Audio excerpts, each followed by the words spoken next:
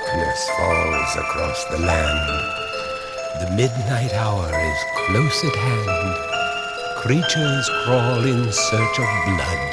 The demons squeal in sheer delight. It's you they spy, so plump, so right. Yet still you stand with frozen feet. You try to run, you try to scream, but no more sun you'll ever see. For evil reaches from the crypt to crush you in its icy grip.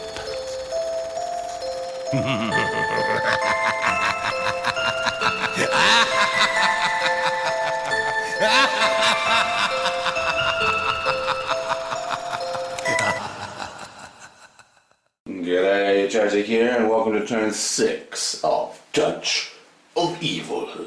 And it's an evil touch today. We're getting the bad touch from Touch of Evil, that's what we're getting. But there was actually a couple of errors in the last turn, so let's correct them.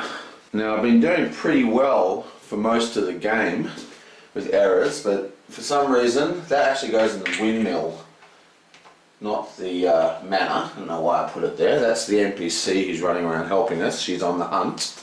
Also, the card, you know, they brought this evil. It's like the peasants going spastic and running around with their pitchfork blaming all the hunters.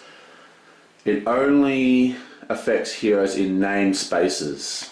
And this dude is not in a named space, so he doesn't get that effect. That card doesn't affect him. Now, he gained 1 wound, and I don't believe he gained any investigations from this card. Also, let's move the werewolf out of the way.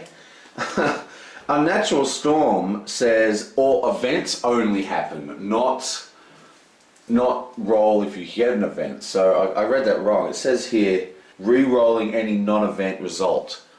I just read that wrong as re-rolling any event result. So it's actually no event result. And if we actually look at the video, the first event I rolled was a 2. So let's look down here. Firstly, the Locust Swarm wouldn't have come out. So we're just going to take the Lotus Swarm back off the table because that came out incorrectly. Oh, so many mistakes. Well, I got to episode 5 before making some mistakes. I'm improving. And the frightening was the actual event. So it says, discard the top card of each location deck and roll a d6. On a roll of 4+, randomly select 1 card from the town's item stack and remove it from the game. Okay, so we lose Abandoned Keep, Old Woods, the Windmill, the Manor, Forgotten Island, the Inn, the Monastery, the Shipwreck, location, that's a location, the Tidewater Village encounters, Smuggler's Cove, and the Lighthouse. So we lose a storm, we lose a monster, we lose a monster. Oh no! Honor and treasure map. We lose a treasure map. We lose an awesome Book of Life. Keeper's Repository, more monsters. Yeah, so we lost a couple of good cards, but mainly we got rid of monsters, which is good. In Monastery. And then we just need to roll, and on a 4+, we discard a town item. Oh, 2, so no town item gets discarded. Nice. Now that's all the corrections. How annoying. Mega annoying. So everything was annoying me in that turn. So hopefully we'll do better. Okay, so let's move the Touch of Evil marker. So it's a school teacher's go, but she's KO'd, so we skip her and go straight to the smuggler's turn. Now the smuggler, she has a couple of choices here. See, she's got all these town items, right? Which is going to allow her to zip all over the place, but she can only carry 3 and she wants to hand them off to the other people. So I think what we're going to do is try and send her to the windmill. So that's boom, 5. She gets that easily. So there she goes to the windmill. And now we have an encounter. Yoink! Oh wow, torch. You may ignore the effects of cards with the keyword weather. Once per fight round, you may force an opponent to re-roll one of their fight dice against you. After each roll, use a d6. On the roll of 1 or 2, discard torch. But look, it's an item fire, and our evil crow is flammable. So I can discard a keyword fire item to get 5 fight dice. So she's currently got 15 fight dice, so she's doing really, really well. Now it's Katarina's turn, but she's also knocked out, so gets to do nothing. And now we have the illustrious Frederick. Come on, roll big. Oh, 1. Unbelievable. Look at that. Oh, I'm rolling so bad. But he does get an event. So, first he gets the event for rolling the 1. Hunter's Courage remains in play. Play on a hero, including yourself. Fight dice rolls of 1 for that hero now count as a hit. For 2 hits each if fighting a beast or vampire.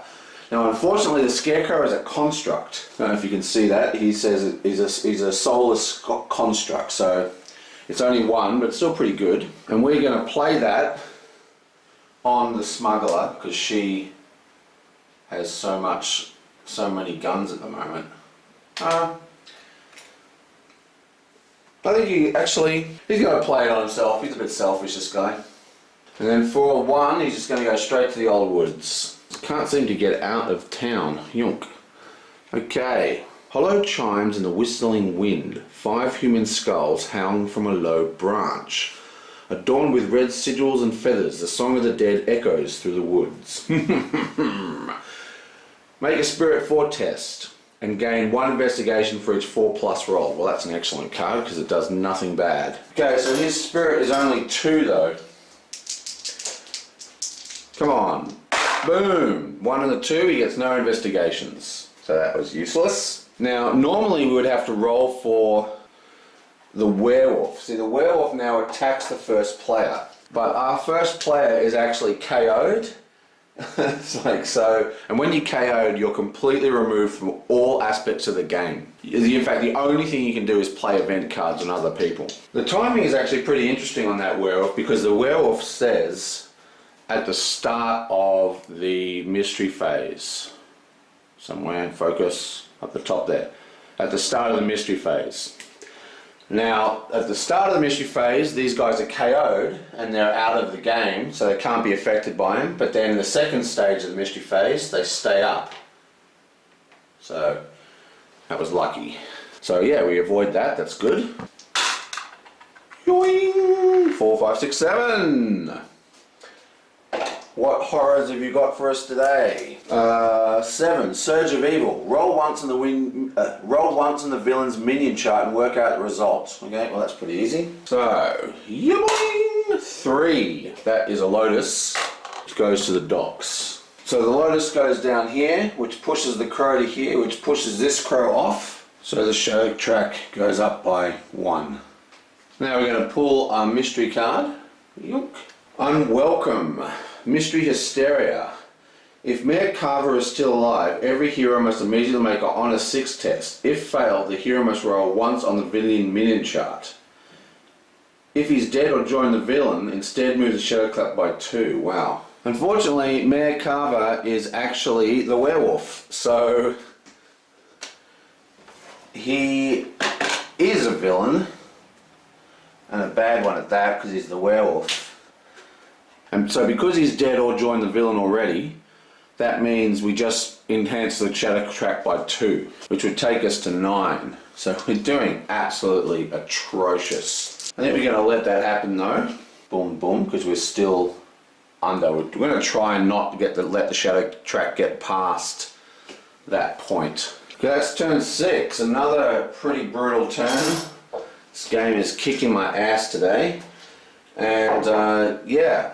So we really need to start getting some stuff done. I mean, we basically haven't been able to get out of this first map at all.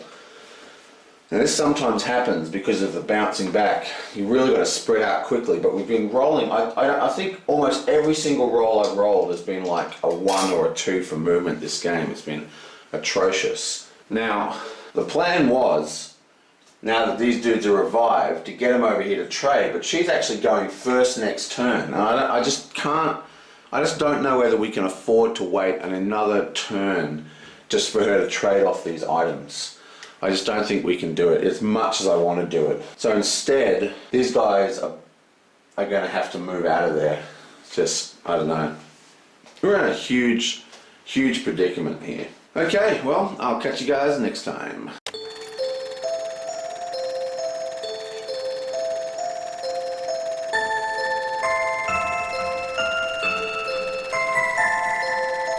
Darkness falls across the land. The midnight hour is close at hand. Creatures crawl in search of blood. The demons squeal in sheer delight. It's you they spy, so plump, so right. Yet still you stand with frozen feet. You try to run, you try to scream, but no more sun you'll ever see. For evil reaches from the crypt to crush you in its icy grip.